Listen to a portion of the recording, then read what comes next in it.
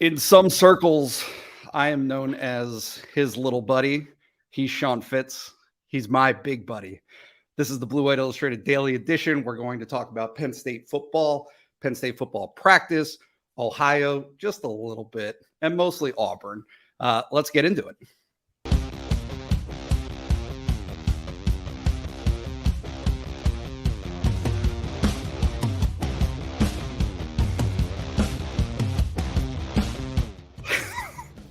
I knew you would hate that. So that was much worse than your intro last week. But you did slip the little buddy thing in there, which is a joke between three people. Anyway, yes, it's great to be back. We're going to talk Auburn. We're going to talk Ohio. We're going to talk a little bit about what Penn State needs to do to win this game. First, we're going to talk a little bit about practice this week. You and I sat on your porch a few hours ago, basically. Yeah. Cooked up some notes, but I think the number one takeaway from everybody that attended practice on Wednesday at Penn State, Theo Johnson back practicing. He's dealt with injury issues that have kept him out of the first two games. He did travel to Purdue. Traveling this week kind of irrelevant because Penn State doesn't have to limit their squad. That's a Big Ten rule that you can only have a certain amount of players travel. So he will travel. I feel pretty good about that. But will he play? Still up in the air. James Franklin said that there's no definitive answer right now. They're going to keep testing it, keep working him through there. But it's a good sign to see him get there. He did have a big catch last year against a 37-yarder against Auburn. And it's just one more thing that Auburn has to prepare for. You take a look at what Franklin said later in the media session. He says Auburn's reading everything. Auburn's listening to everything. They certainly saw that number 84 was out there at practice yesterday, and that's something that they've got to throw into their bag of tricks. Yeah, I'm going to tread lightly here, but there are times at Penn State practices where players who are going through some bumps and bruises, I'm just going to use James Franklin's words, bumps and bruises, who are there and are dressed. And when you look closely, they're really not participating all that much.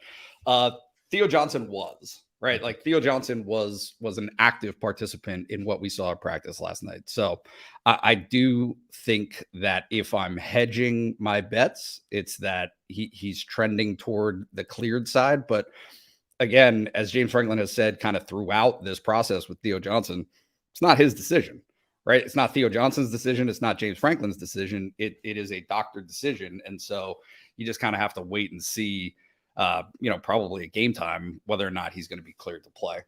What else stood out to you from last night, if anything? I like that you made that reference about him being in pads and actually active. It was nice to see Zariah Fisher out there in pads yesterday. You singled him out on the sideline the other day, asking who that was because he looks bigger. He looks like he does put on some weight, and hopefully that's good weight. Of course, he's rehabbing the knee. He's going to miss the season. There's no, I don't think there's any chance. Especially James Franklin said that he was not going to play this year. There's no chance of seeing him this year. But it's good to see progress. Good to see him out there on the field. Anytime that you can get a player that you had hoped to count on, involved in the process, involved with the team, keeping him connected to his teammates, it's obviously a big thing. So it's nothing that matters this week, but to see Zariah Fisher out there, essentially in pads, we'll throw hand quotes up with that. It's good to see. Defensively, I watched the defense. You watched the offense. I think there was more interesting stuff on the offensive side of the ball.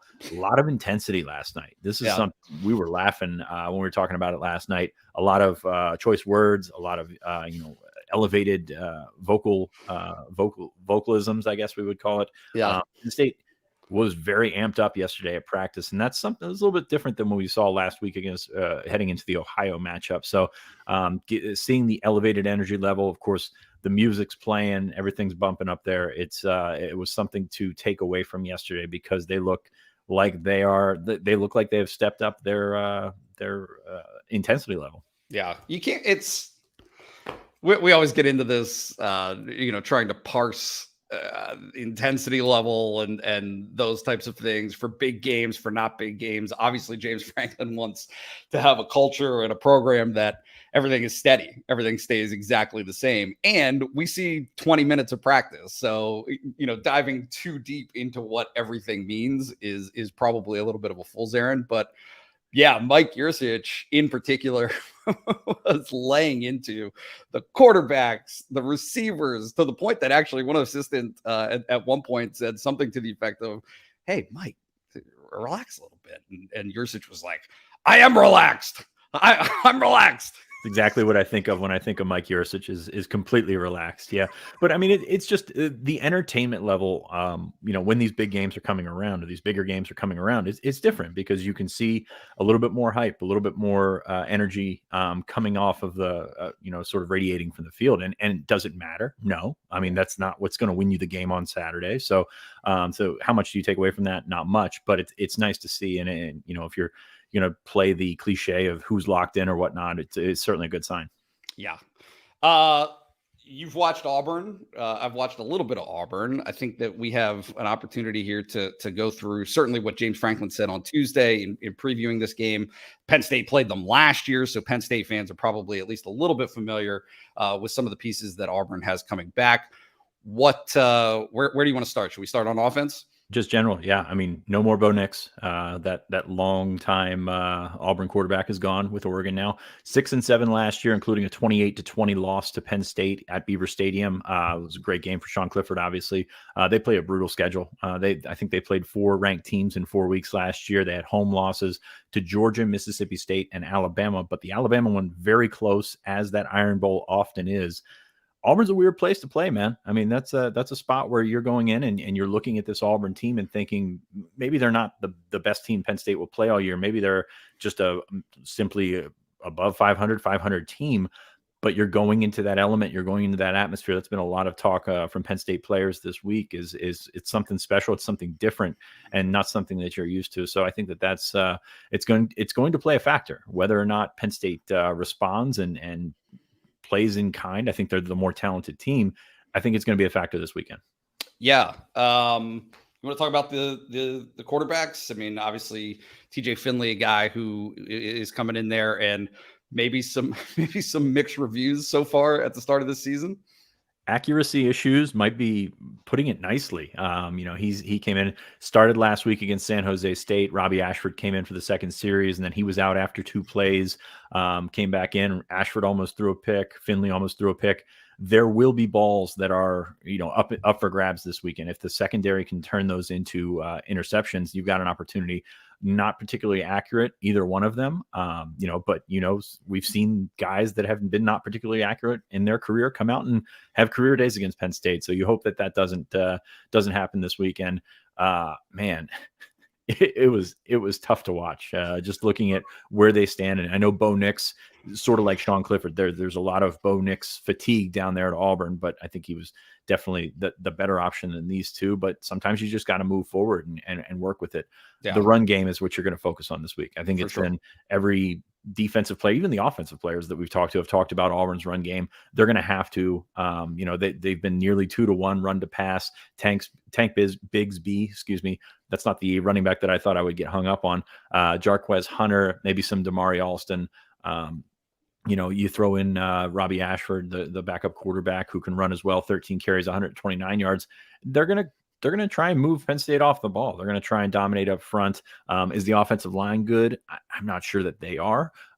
They've had some really, really good offensive linemen and really good offensive lines in the past couple of years, but I think they're up and down. Offensively, the receivers a bit unproven. Tight end John Samuel Schenker is a guy that he caught 5 passes for 62 yards last year against Penn State. He's a guy that's going to be open. The middle of the field. We saw Penn State really get into that blitz last week where you left the middle of the field open. Schenker's going to be a guy that's going to slip into those seams, and I think he's going to get his catches and get his yards. Yeah, and it's funny because you mentioned these pieces, certainly the running backs, and you know what they bring to the table. You know what the offensive line brings to the table. But let's not overhype this, right? Auburn has an efficient, effective running game. Is it all world? Probably not. I think they're ranked 14th in the country through 2 games in terms of rushing yardage. But you look at their passing game, and it's very easy to understand why that is. They don't pass the ball not effectively. Right. So when James Franklin, when the media and these conversations that I think that we're all having this week about Auburn's running game, it sets up really, for one of Penn State's, I'm not going to call it a weakness, but one of the biggest question marks on the field defensively, right, is the linebackers, is the defensive front. And, can Penn State hang? Can Penn State get into a game where it's forcing Auburn to go, 3 runs and get a first down, 3 runs, get a first down?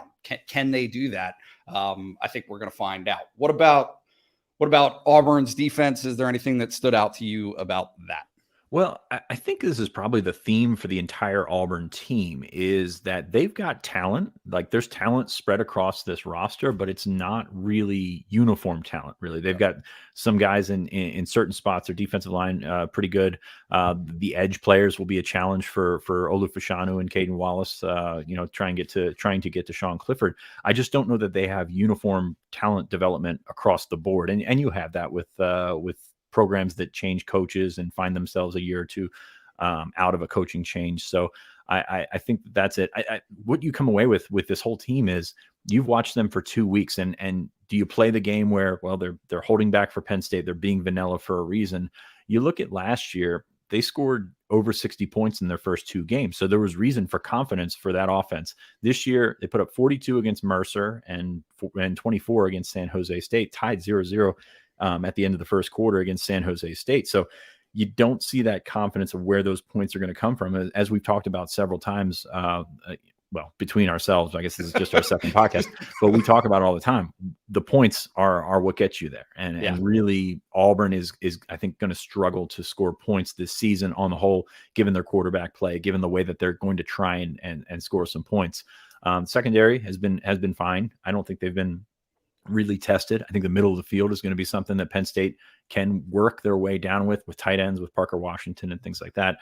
They've got early season tackling issues, but everyone does. I mean, Penn State has it, and you hope they clean that up by the time they face this run game. So, this Auburn defense, I don't know what you can take away from the first 2 weeks because they've held San Jose State and Mercer to low point totals. But they certainly have more questions. I think coming into it, you have a fairly good idea of what kind of team Penn State is and what kind of talent level Penn State has across the board.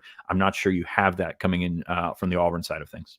Yeah, a little bit of uncertainty, certainly for Auburn. And, I think if you're being honest, Penn State as well, which we can get into in a moment. But first, I want to give a little bit of a break for our sponsor for the show. Have you been looking for a reliable source of Penn State football tickets? Jim at TixmanJim.com, formerly at PSUTixman.com, has been running his ticket exchange in Wilmington, Delaware for over 25 years. Every buyer is handled with courtesy, respect, and every ticket purchase is guaranteed. Proceeds are used to fund the PSU AA Chapter Scholarship Fund and the PSU Levi Lamb Fund for athletic scholarships. Obviously, very appreciative to PSU Tixman Jim for his support for the show. And certainly after last week, Penn State has a bunch of home games remaining for you, the listener or the watcher, to reach out and secure those tickets. This game, Penn State, we saw them against Ohio, 46 points. Excuse me. 35 at Purdue. Safety, yeah. And it always throws me off a little bit. We don't cover Iowa, so it's not as important. But yes, that's true. Oh my goodness. We're not gonna get into that. Not gonna get into Iowa. What do you make of this Penn State team? What does this game come down to in your mind? This is going to sound funny because of the last 19 years that we've been following Sean Clifford as a Penn State quarterback, but quarterbacks are going to be the big difference here. And Penn State has the advantage here. Penn State has an experienced guy. He was lights out against Auburn last year. I don't know that he can match that, or anybody can really match the numbers that he put up last year. But I think Clifford gives Penn State the distinct advantage with his experience, with his ability to run. I think the quarterback run could help. I know he didn't do it much last year against Auburn, but that could help. And I'm not going to sugarcoat things here. What's behind him makes him a little bit more available to run. So T. Frank just put in the chat here, Penn State will have 3 of the best 4 quarterbacks on the sidelines this weekend. I don't disagree with that. So it comes down to the most important position on the field. I don't think we're breaking any news here, but Penn State does have the decided advantage. I think when you take a look at TJ Finley, when you take a look at Robbie Ashford is slippery. He will run. He's impressive when he does run. He's not a particularly good passer. So containment there is a big thing. But yeah, just keep coming back to the quarterbacks in this matchup, because I think that's really all. I don't want to say all it comes down to, but that's what it comes down to. Yeah, Clifford went 28 of 32 last year with 1 interception, 280 yards, and 2 touchdowns. And he only took 1 sack, which I think is actually kind of an interesting point to consider this week, just given the fact that I think Auburn's perception of its own defensive line and defensive front is that it's fairly capable. Certainly Sean Clifford's ability to diagnose, make the right reads, and get the ball out quickly, avoid some of the problems that I think have existed through the first 2 games. Look, nothing has changed, right, about what Penn State is in terms of its offensive line. Better, still probably not great. Sean Clifford and his ability to perform under pressure, probably still not a great thing, right? Right. And so if you're Penn State and you can avoid those pitfalls and maximize what you do have at your behest, which is a running back in Nick Singleton, certainly Katron Allen, Kevon Lee, Devin Ford. Look, these are good running backs. I think that the nature of Penn State's running game just last week, certainly we got a glimpse of it at Purdue, where it was held short a little bit. And this game will probably more resemble that than it does Ohio. But yeah, if Nick Singleton can get going, if Katron Allen can get going, if Devin Ford out of the passing game, right, catching the ball out of the backfield can get going, I think certainly there's a big opportunity there for Penn State to have a balanced approach offensively, keep Auburn on its heels a little bit, and put up the type of points that Penn State's been seeking for a few years. How about even Kevon Lee out of the backfield as a receiver 100%. has been, he obviously got the game winner against Purdue, but that's been his kind of role when you throw Nick Singleton out there. You threw obviously Singleton and Katron Allen both above him in carries. So I think that's very interesting when you take a look at what they're going to do with Devin Ford, with Kevon Lee, while you're continuing to get these youngsters ready. And as you mentioned, this is a different level of athlete. Auburn has a way to go in terms of talent development and things like that, but this is a different level athlete than Ohio. Yeah. So maybe Nick Singleton doesn't run away from these guys or get the edge or have that ability, similar to what we saw against Purdue. So they're going to have to adjust for that. The offensive line, can they sustain this momentum? Can they, continue to make strides in the right direction? So through 2 weeks, I think we've seen that, but you obviously would like to see more. Caden Wallace certainly circled here. This is one where you've got edge rushers, and do you know what they are? Because they've beaten Mercer and they've beaten San Jose State, not quite, but Aku Leota off the edge has shown to be a pretty good player, and they think highly of him on that Auburn staff. Caden Wallace, man, is another one where you're going into a tough atmosphere. You're going to have to get off on the snap count and not let those guys around you, and that's been a struggle for him. Olu Fashanu has been incredible, I think, so far. I'm big fan of Olu for a long time, and I think that he'll be fine. But on that right side, we're going to see what they've got for Caden Wallace, and that's going to be a concern going into Saturday. Going back to the offensive side, going back to the offensive game plan, I think the screen game can be there with running. They saw a great running back screen last week. That short passing game, Keandre Lambert-Smith could be available. And then Parker Washington, I think, is going to have some short stuff available to him, along with the tight ends. As I said earlier, the middle of the field was susceptible for Auburn's defense last week against San Jose State. So if Penn State can push it down there and string some first downs together, I think that's a recipe for keeping your defense off the field and really maximizing your output. Yeah, I think this is a theme that I return to quite a bit, but Penn State's explosive plays certainly were at the forefront last week against Ohio. Are you going to have those type of numbers again? Probably not. But can you get 5 to 8 explosive runs, right? Even if Nick Singleton's 70-yard run is 45 yards or 40 yards, you're still in business in those cases. And I think that the way that probably both of us are looking at this matchup, you would think that Penn State has the edge offensively against their defense, but pointing out Caden Wallace, pointing out Sean Clifford, it's just a matter of what do the splash plays look like for Auburn's defense, right? It's not necessarily, oh, Auburn's defense is going to shut Penn State's offense down for the entirety of the game. It's if Penn State makes a mistake, if that's Caden Wallace, if that's Sean Clifford, if it's Keandre Lambert-Smith, like you name it. And I don't want to exclude anybody from the opportunity to make a mistake. Parker Washington had a drop in the first game. But how costly are those mistakes, right? Because that's kind of the way that you would foresee this turning into a closer, low-scoring game than maybe what Penn State's offensive opportunities are. How about on the defensive side of the ball for Penn State? Defensive side, quarterback's also the key, if you can believe that. I don't know that pressure. There's been a lot of talk about the D-line getting pressure and getting sacks and things like that. And while that's important in every single matchup you play, I don't know that it's paramount in this one. Keep those quarterbacks in the pocket. Robbie Ashford obviously can run. Finley can run a little bit, but he's not going to kill you. But I think you're going to hurt them more by them throwing it to your secondary, which is darn good. So you've got an opportunity to keep him in front of you, to keep them in the pocket and make them do some things.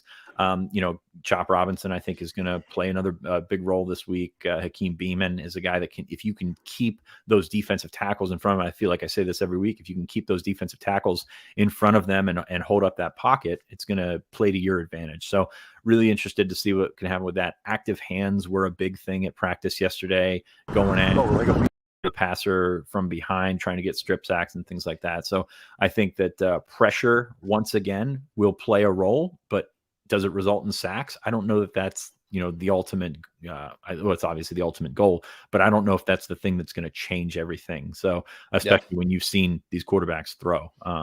Wrap up Robbie Ashford. Speaking of quarterbacks, he's slippery. He can get out there. I think he's got 129 yards rushing this year. So you got an opportunity to keep him in front of you. Containment is key at every level of the defense this week. Containment is key because Auburn, I don't know that they're going to string together these big, long drives, even though they do have that running game, but they're going to try and get Malcolm Johnson loose, one of the fastest players in the country, a kid from DC. So they're going to try and get these receivers who are unproven, still looking for weapons, but trying to get those guys loose. And maybe they do that. Maybe Penn State comes out and plays a similar style than they did against Purdue, or you're trusting Joey Porter, trusting Kalen King, trusting those guys on the outside to play one-on-one, bringing Tig Brown up into the box to play the run, which is probably the right way to attack this. But containment is going to be huge at every level of the defense. Linebackers need to step up. They've been talking about playing the run and how much they enjoy playing the run. We're going to see if Tyler Elfman and Kobe King can get that done in the middle this week. Yeah, Curtis Jacobs certainly talking about his strapping on his hard hat and being ready for that physical type of a game. It's kind of interesting because it might be counterintuitive, but I actually think that this game ends up being a big game in either direction for Penn State secondary. I think, right? It could be seen as the strength of the team so far this season, and I think that it is the strength of the team. But again, that one-off. Right? What does that one-off look like for some of those younger pieces in the secondary? What does it look like for Keaton Ellis, for Tig Brown, for Joey Porter? Right? It's just a matter of, can you provide the run support that they're probably going to need in that front seven, and then avoiding the big play, because as James Franklin harped on a little bit on Tuesday, if Auburn has the running game going and Penn State is fixating on the running game, that's when Auburn strikes with the play action.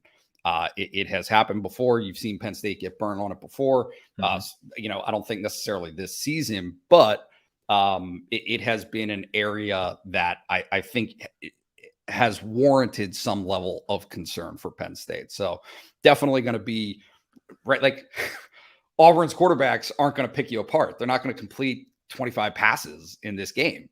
But what does the one big one look like? The two big ones, and can you avoid that? And so far this season, I think that Penn State has. But again, it's going to be very, very critical in this game to maintain that.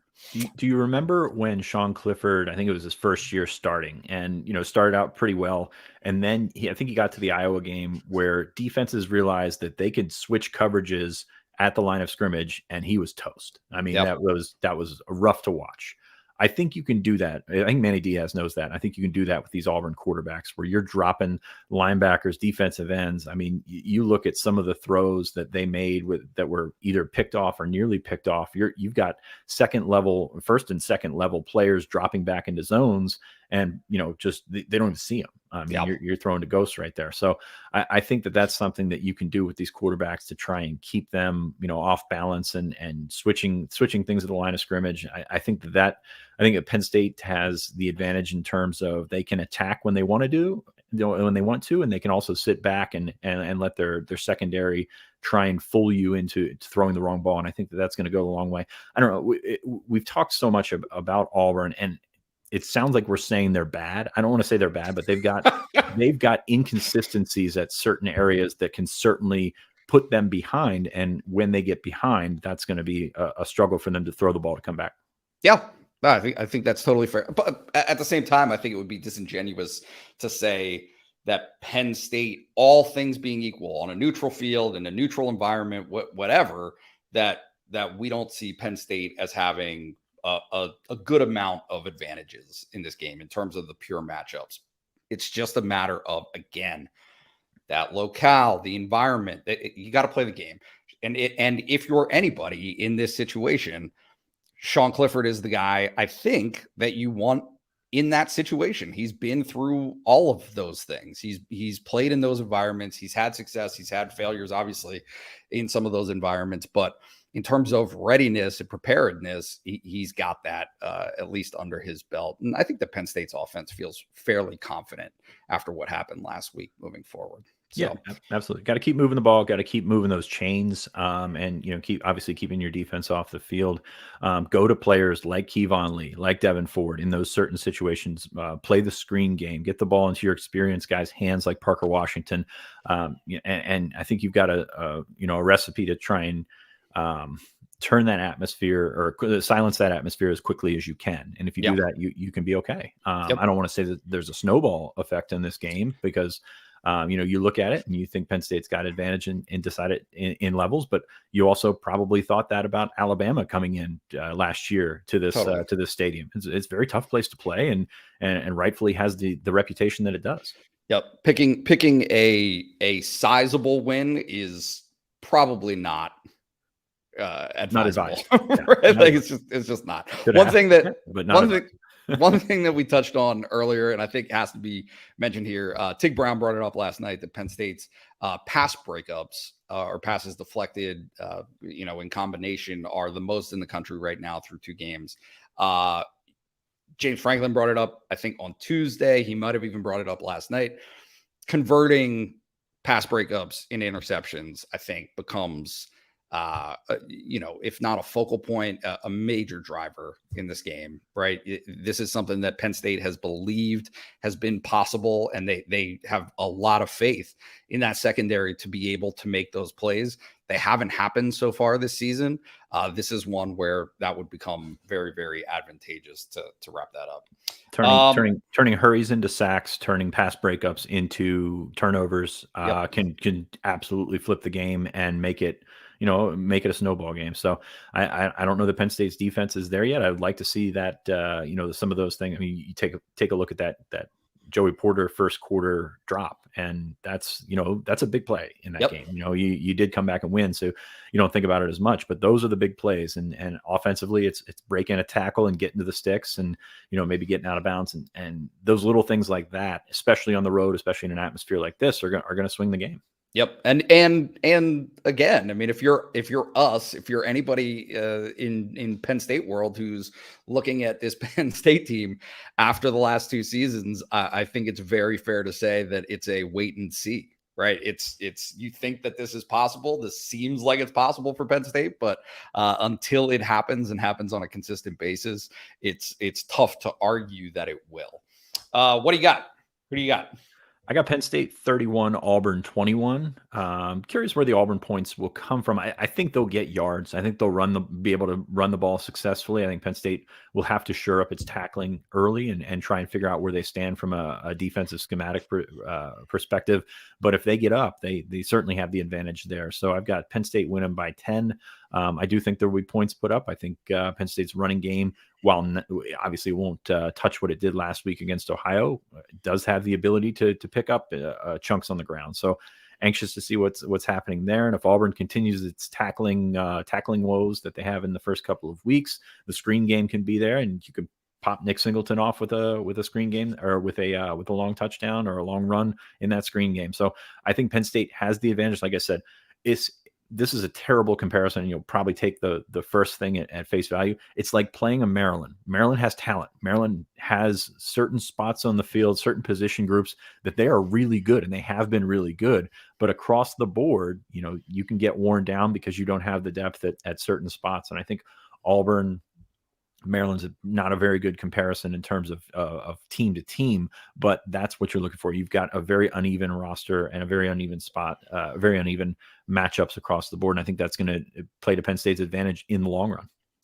Yeah, that's actually the type of game that it was at Maryland last year, right? It was close through kind of three quarters, and then Penn State broken open at the end. Your score is probably much different atmosphere there. A little bit different.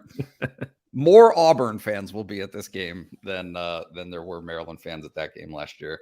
I got 28-24 Penn State. I'm hedging in both directions. I think that Penn State gives up a goofy touchdown somewhere at some point. Special teams possibility, not sure, but that's where I see Auburn's points coming from, because I don't, like you said, really see Auburn having any type of sustained success. And then Penn State's 28. I don't know. Like I said, I'm very much, my head says I've seen enough, and that I think that this is a Penn State team that can have sustained offensive success. They have enough pieces, and Nick Singleton is going to score touchdowns. But I do still have some questions about Penn State's receivers. Always will have questions about Sean Clifford and his ability, to avoid some of those back-breaking plays, right? Like fool me once, fool me twice, fool me 700 times. Shame on me. Shame on me. So no, where do those Auburn points come from? Where does Penn State lose points from? Yeah, mistakes and things like that. But in any case, I still see Penn State being able to walk away here with a closer than maybe anticipated win.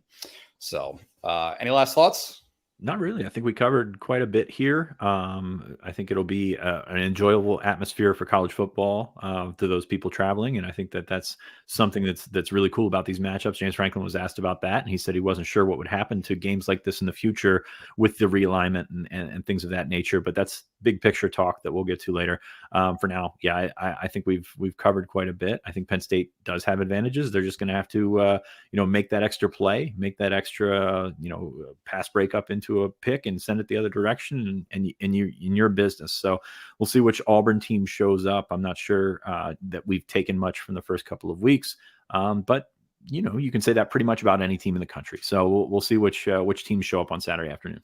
Yep. And regardless of what happens, Blue White Illustrated will be there in person, having you guys covered from every direction. So we will have full coverage from the Auburn game, full coverage from Alabama, traveling through the wilderness to get to this spot. Some travel issues like Penn State football is experiencing right now, but in any case, we'll be there and we'll have you guys covered. So thank you, Sean, for the time and for joining us, and we will see you guys very, very soon.